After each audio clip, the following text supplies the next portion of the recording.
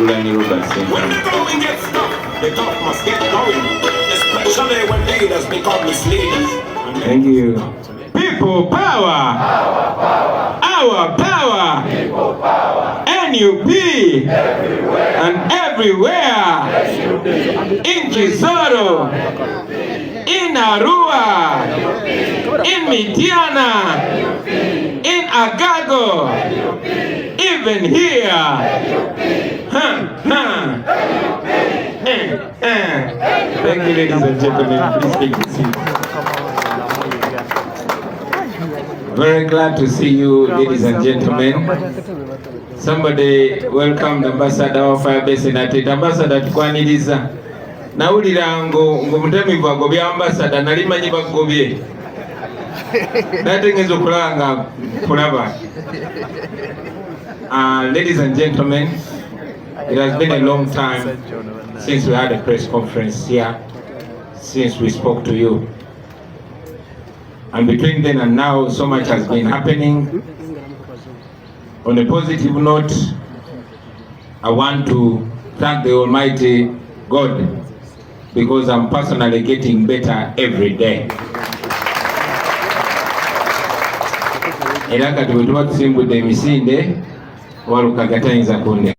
I also want to salute our comrades and welcome them back, Comrade Nobiandi and Comrade Mwada Kunyenji from Umrah. Assalamu alaikum wa rahmatullahi wa barakatuh. Takbir! We used to tease Nubian, we used to call him Haj Ali because he used to be the devoted Muslim in our group in Firebase. So now the name has come to pass. The man is Ali and his Hajj. Momogende Kompona. Also, ladies and gentlemen, we're supposed to be here with Mama Jolie Mugisha, the Deputy President for Western Uganda. But as you all know, the Lord decided to take her to be with him. We continue to pray for her, we continue to remember her, but most importantly, we continue to hold so dear the values that she held so passionate. And I hope all of us can uphold her legacy. Continue resting in peace, Mama Jolie. I also want to send condolences and heartfelt messages of solidarity to our brothers in the Anglican Church that lost the former Archbishop Sekade. May his soul rest in eternal peace. Meanwhile, the lawlessness continues, the impunity continues, the injustice continues, the shamelessness continues. While we are here, a short while ago, our brother, commonly known as Tabs, received shocking news, which by extension was shocking news to all of us. His father was attacked and murdered in his house. Now all of you know Tabs. Tabs is a very, very radical activist. He speaks truth to power. He exposes the regime at every opportunity. He fights for freedom at every opportunity. Now following a very deep interview, an international interview that he did exposing the injustices and the atrocities meted on the people of Uganda by the Museveni regime, it is highly suspected that those that killed his father in cold blood wanted to get back to him, to get back at him. We know that one day all this will come to light and those that did it will face justice. Now today, ladies and gentlemen, I want to talk about only two things, maybe three. First, I want to add my voice on the many voices speaking about the plight of the political prisoners that have been held in prison for the longest time, some 4 approaching 5 years, and others years and several months. Now all of you know that these people were arrested and detained without any crime. We challenged the regime, we challenged the judicial system to expedite their prosecution. They didn't. No evidence was adduced, but they continued torturing in prison and intimidating them. All of you know that because our leadership is so reduced, you've seen irresponsible people speaking in the name of the government and bragging about, pressuring and coercing these prisoners to accept the crimes they never committed. You also, Balaam, visiting prisons beyond visitation hours. Many times I myself went to prisons, Kitalia and Luzira, and they blocked me from seeing these prisoners. And yet, at hours, sometimes past midnight, sometimes on weekends, Balaam and other regime apologists were allowed access to these people. They constantly told us that they were being coerced, they were being intimidated, and others being promised lots of things if they lied on themselves, if they accepted the crimes they did not commit. Ultimately, many of them accepted. Not all of them.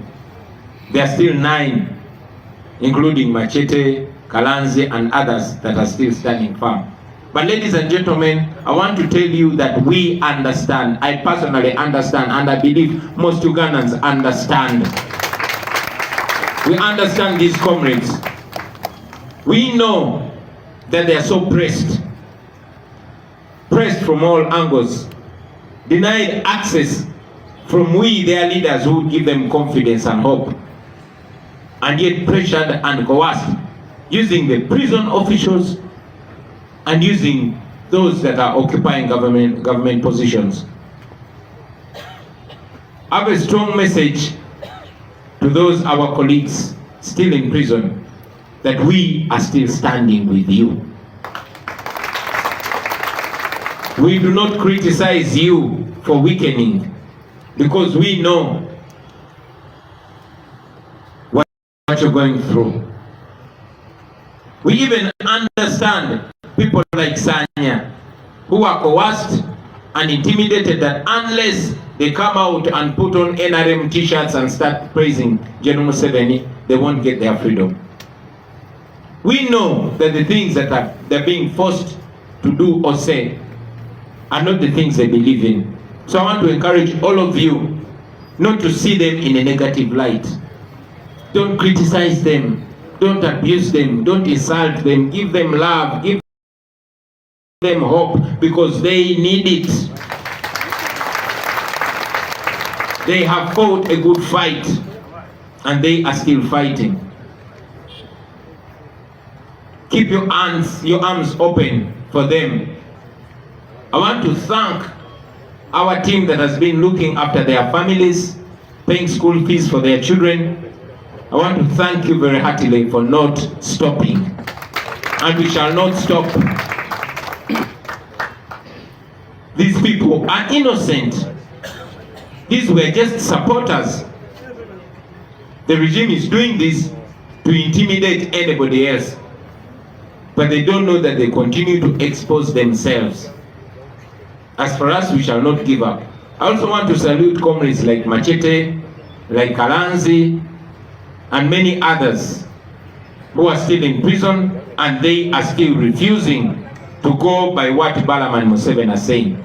Because they understand, we took time to explain to them, it is so dangerous for anybody to coerce you to accept and be convicted, not of any other crime, but terrorism. That means you are a terrorist. That means you are accepting a curse on yourself. This regime is so heartless. You cannot subject somebody's son or daughter to such a curse. They didn't. Terrorism, supporting the opposition is not terrorism.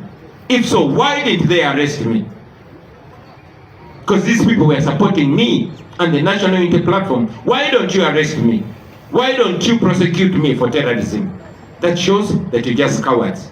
Anyway, we salute you, comrades. We are still with you, and we shall continue standing with you. Those that are still in prison, I would understand if you gave up.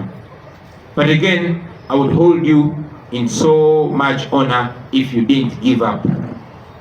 Because at the end of the day, you can never defeat somebody that does not give up. Museveni has done everything. He's tried to weaken us.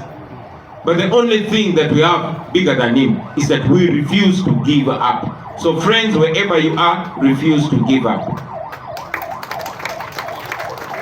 I also want to once again raise the plight of our missing people. Our people are still missing. The Chibalama family is still crying. The Kanata family is still crying. And 18 other families. Those people are still missing. Nobody has ever seen them. We want them. We continue to demand for them. Now this takes me to my next point, and that is the sanctions that were recently slapped on 4 police officers, namely Kagabura Bob, Muine Alex, President Amdan, and Womanya Eli. These criminals in police uniform took part in the gross torture of Honorable Zake. And we told them we are going to come for you, whether when or when we are going to come for you. And here we are. But these are not the only culprits. Culprits are many. The main culprit is General Museveni, his son, and those hangers on. And we are going to go for them. It might take long, but it will happen. And when it happens, it will happen firmly. This is to remind all those that are in positions of power, especially the police and the military. Justice will come for you personally and your family, because these people are sanctioned with their families, not just them. So the long arm of justice will one day come for you. You do these things, but we won't forget. Justice will come for you, and be sure you will pay. You will pay for all the things that you're doing to the people of Uganda. Very finally, I want to remind the nation, promised we are going to come to you in our next phase of the nationwide tour. We are still working out a few modalities, and we shall soon announce our schedule. So, be ready for us, comrade leaders. We are coming for you. We are coming to West Nile. We are coming to Masaka. Abe Masaka Tuja. We are coming to Kisoro. Atale Kisoro. Dana, tell the people of Kisoro, we are coming, and we are coming, all of us, with all of it.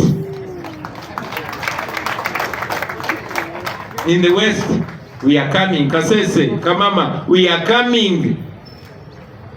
And even those in Kampala, we are coming. Abewa Kiso.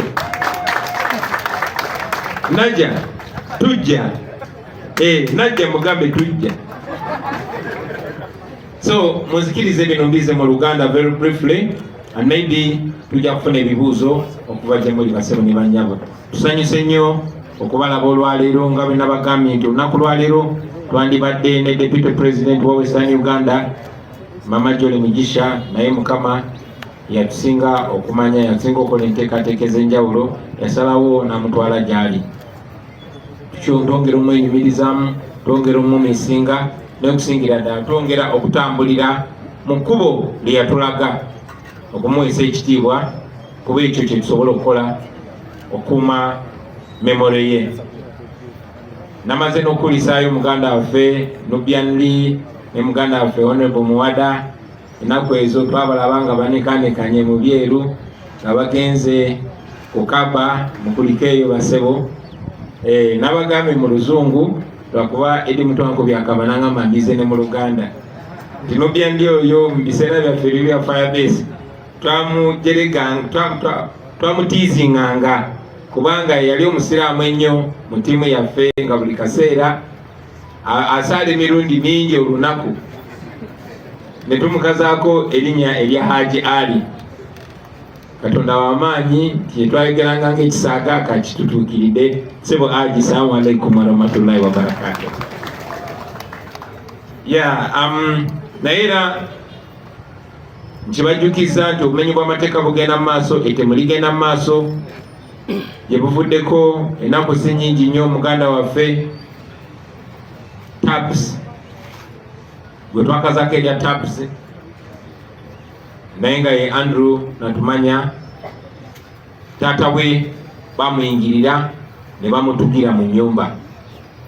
Ekyo ffe tetulowooza nti kyagwawo bugwi, naye tabs yali amaze ebbanga nga y'omu kubakuba ebifaananyi ebyanika ebikolobero gavumenti eno byekola ku bantu. In fact yagenda ne maaso bwe yatravelinga n'agenda e Germany, alina interview ey'amaanyi gye yakola ku international TV, n'ayanika byonna ebize ebikolebwa ku bannayuganda nga bikolebwa gavumenti eno. Baganda baffe abali wano, ebiseera bingi bwe mulaba nga tulina ba comrade abava mu Western Uganda, bano ba Lubongoya, bano ba Katana, bano ba Bobi n'abalala, abamu balowooza nti abamu Western Uganda bo bali bulungi, bo beeyagala. Naye ate ebiseera ebisinga bye basinga okubonaabona, kuba ne mu kulonda bo babagana okulonda. Naye tekikomaawo, omuntu yenna ayogera amazima nga wa mu Western Uganda, ate baba bamuteekako nnyo amaanyi, kubanga bo balaba nga abaabuusa nnyo. So muganda waffe tabs tulowooza nti bakikola ng'ekibonerezo gyali okutemula taata we. Bamuyingirira ng'ali mu kulya kyaggulo, ne bamusambasamba embirizi ne bazimenya, ne bamutuga, tebalina kye baatwala. Tumanyi nti saawa zino nga tukyafugibwa bano abantu abatemu, tetusobola kusaba kunoonyereza, kubeera nga bwe mwalaba nga bamaze okunkolako obulumbaganyi bagamba nseredde n'engwa, nga bamaze okutemula Yasin mu Arua bagamba bansanze n'emmundu. So tekyewuunyisa okukeera ku makya ate ne bagamba taata wa tabs yeetuze, oba ne bakwata abamu ku bantu be. Bino tubyogera ng'ebyokusaaga, naye ebintu byonna byonna wano e Uganda biba ng'ebyokusaaga. Naye tumanyi nti olunaku lumu tujja kumanya amazeeyi waffe Muzeeyi Tebandana bajja kufeesinga akaguli era babitebye. Leero njagadde kwogera ku nsonga bbiri zokka. Ensonga esooka ey'Abaganda baffe ba political prisoners oba abasibe basiba olw'ebyobufuzi. Nga bwe muze mulaba nti olwa pressure gye muze muteekawo basebo ne bannyabo ba political prisoners baffe abamu bagenda babata. Pressure gye mwateekawo ey'amaanyi locally ne internationally ya forcinga regime okuta bano bawaiza ba Edi Mutwe, ba Nubian Lee, ba Dani Majiki, ba Monde Ntambi n'abalala. Newankubadde mu M7 yafuba nnyo okuteekawo ekiboozi n'agamba abano bambatadde bateeseza nange, era nakozesa ne bannaffe abamu okwagala okuteekawo ekiboozi okutusindikiriza okwogera ne Museveni. Twakyogera lunye era tuddamu ne tukyogera nti tetugenda kuteesa ku ddembe lyaffe kuba lyatuweebwa Katonda ne likakasibwa constitution. Tetugenda kwegayirira Museveni mu ngeri yonna yonna kuba tetulina musango gwe twazza. In fact bwe tuba tutunuulidde amazima Museveni ye mmenyi w'amateeka. So tetugenda kwogera naye oba kumwegayirira. Naye pressure gye mwateekawo era gye muze muteekawo nga muba demandinga internationally nti babadde bafuuse n'aba icons, ng'otambula eyo mu Amsterdam gy'otamanyi n'osanga akafaananyi ka Olivia Lutaya nga bakapaintinze ku kisenge. Bano abantu babimanya, nakibagambako wano nti baagala okuta abasibe bano, naye bamanyi nti bwanaata bano abasibe olunaavaayo basobola okubakuba mu kkooti. Guyinza obutasalibwa kati naye gye bujja kuba baba n'omusango gubaloopa gavumenti eno okubasiba mu kkomera ebbanga eryo nga tebalina musango. Gavumenti ya Museveni yalemwa okuleeta obujulizi bwonna obulumika baganda baffe. Eyo ensonga lwaki babadde tebawuza okumala emyaka 4. Bonna Lukutana yakuba muntu amasasi bamusiba yonna ku ngazi izo, mwana bakanyamunyu ebbanga lye bamusiba n'abalala. Abakozi b'ebikolobero bonna nga kwotadde n'ababbi b'amabaati bonna babasibayo abamu ssaawa abamu nnaku. Naye baganda baffe kubanga bavaayo ne bawagira opposition ne bawagira Kyagulanyi babasibe ne bwe baatuuka nga batuuse ku kisenge nakibagamba nti ino gavumenti eyagala bata ebeewonye kuba mubatuuse mu bulago. Basala amagezi gonna okwejjako omusango so that bwe muvaayo mu komera okusooka temusobola basiba balopa mu kooti batanza nene ekyokubiri nga bamanyi nti bwe munakomawo temujja kuba nga muli kaali nnyo. Ensonga lwaki bakozesa amagezi gonna era ensonga nga Museveni bwalonda omuntu kuba minisita ng'alina ensonga emulondesezza nga bwe yalonda Saamu Mayanja nga ensonga ye yagenda kuvoola Kabaka, bw'atyo bwe yalonda Balamu ng'ensonga ye yagenda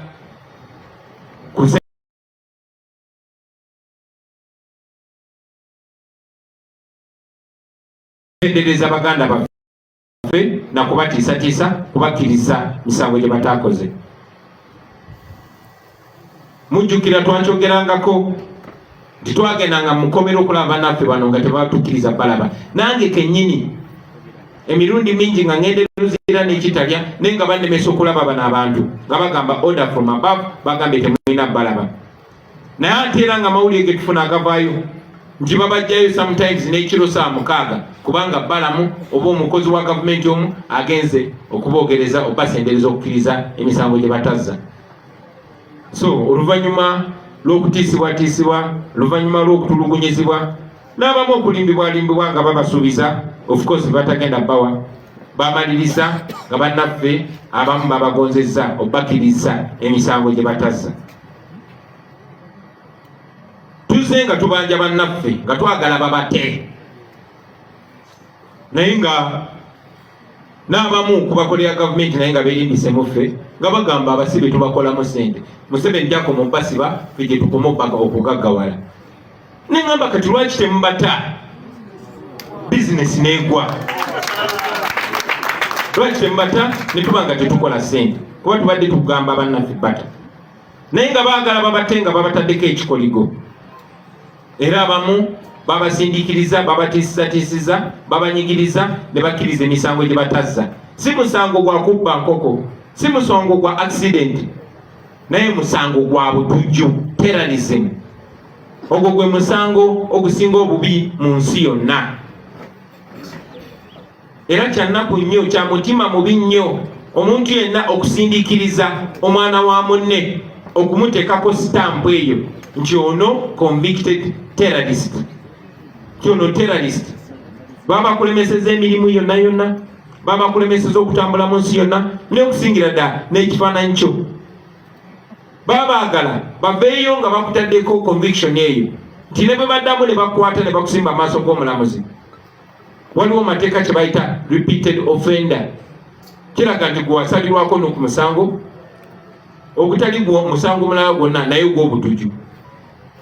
So kyannaku nnyo ti abaana b'abantu bangi babataddeko ekikoligo ekyo, naye ffe tumanyi nti tujja kimenya, tumanyi nti ebyo byonna tujja bisazaawo, tumanyi nti n'eyo conviction tujja gye overturninga. Kyannaku nnyo nti Saabalamuzi Owiny Dollo avuddemu bannayuganda, aleetinze down next generation. Lwaki omuntu yenna yeesiga amateeka g'e Uganda nga basobola okukukwata ne bakutulugunya ne bakugyamu enjala ne bakwata ne bakutwala mu kooti y'amagye nga toli munnamagye, ne bakuyisa eyo nga tolabye na kulooya ne bakussa mu kkomera emyaka 4.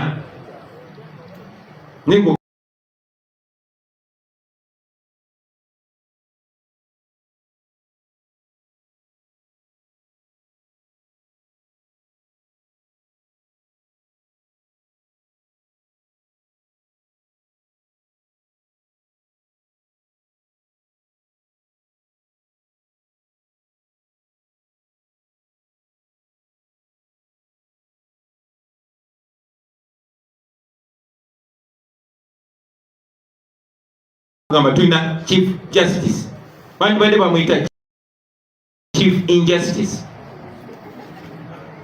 but anyway byagenda bwe bityo. Njagala okugatta eddoboozi yange ku maloboozi amalala gonna bannaffe abo ffe tetubasalira musango n'omulundi n'ogumu. Olivia Lutaya ne banne tetubasalira musango, balwanirizi ba ddembe era mu maaso gaffe bali balwanirizi ba ddembe olubeerera. Ne baganda baffe basaanya mpewo y'ebweru agivize up everything n'eddembe lye n'okumuteekako ttaaga eya terrorist. So mubasaasire, bwe bajja gye muli mubaanirize n'omukwano, mubaanirize n'ekisa, era mubawe obuyambi bwonna obwetaagisa. Njagala nnyo okwebaza ttiimu yaffe abali wano n'abali mu diaspora ababadde balabirira family zaabo ba political prisoners n'abantu ababuzibwawo, abasasulira abaana baabwe school fees, ababasasulira rent. Mwebale nnyo butalekerawo. Twabasaba titugende mu maaso nga tuyamba bano abantu baffe kuba bino ebintu byonna bakozesa lwampaka ku mudumu gwa mundu ne mukkiriza. Mwebale nnyo, mwebale ddala, era tetugenda kulekeraawo. Mumanye nti eyo yonna gye muli tukimanyi kye muyitamu era tumanyi bye babakozesa, ne mumanye nti muffe mukyalinamu emikwano egibaagala egibalwanirira. Ekyo kintwala ku nsonga ey'okubiri, ensonga ya sanctions oba natti ezateereddwa ku bapoliisi abalala abana. Omwo mwe muli Kagarura Bob, mwe muli Mwine Alex, mwe muli Twesigye Hamdan, mwe muli ne Womanya Eri. Aba basirikale abana be batulugunya Honorable Zake ne bamufuwa pepper spray mu maaso n'amala emyezi ng'esatu oba ena nga tasobola gaggula bulungi. Be bamulemaza, be bamutulugunya mu kiseera kya COVID nga bo balowooza tubyerabidde. Gali mawulire gasanyu naye tegatumala. Bano si ye tageti yaffe. Tageti yaffe ye Museveni ne mutabani we n'abo abamwetoolodde, ate nga tujja kubafuna. Twagala okwebaza ttiimu zaffe mu diaspora n'abali wano nammwe ababeera ku social media ne mu expose nga bino ebintu. Nze nga mbagamba nti tweet gy'okola oba Facebook post gy'oteekayo munaye tekoma ku ggwe, egenda wala. So bano abantu babataddeko natti n'ebyobugagga byabwe byonna ne biwambibwa. Omanyi abo ebyobugagga byabwe biri bweru kuba bamanyi time yonna tubatwala emisinde. Naye ate neyo gye bapulaningi okuddukira kati gye tusoose naye ne tuggalawo n'ebyobugagga ne biwambibwa. Amayumba gabwe ne bizinesi zaabwe ne ziwambibwa. Ate tekikoma ku bo, wabula kigenda ku bakyala baabwe, kigenda ne ku baana baabwe. Abaana baabwe abasomera eyo n'abakolera eyo bonna bonna baali ku nnyonyi eddako enkeera okomawo e Uganda. So njagala okubategeeza nti tetutudde. Musobola okukola byonna byonna bye mukola naye mujja bisasulira. Muyinza obikola nga mwagala kusanyusa Museveni naye mujja bisasulira mwenna nga ne bosi wammwe Museveni mwali. Ekisemberayo ddala bassebo ne bannyabo kwe kubajjukiza ti nga bwe twasuubiza titugenda kubatuukako mu bitundu mwemmwe yenna gye muli era tujja. Njagala okusaba bakulembeze bannaffe, bacoordinators baffe, abantu mubateeke mu mood. Onaye Basmati n'abalamba tujja e Lwengo,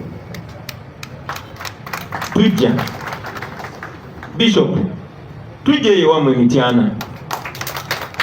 So mutulindirire, tujja batuukako. Tuteereza nsonga ntonotono za program, then mu bbanga tono tujja kuba twanjula program yaffe yonna nga bwegenda otambula. Ndowooza eddakiika ezisigaddeyo kanzirike zibeere za bibuuzo ebiva mu bannamawulire nammwe bamemba baffe. Mwebale nnyo, mwebale ddala, Mukama abampeera omukisa. People power!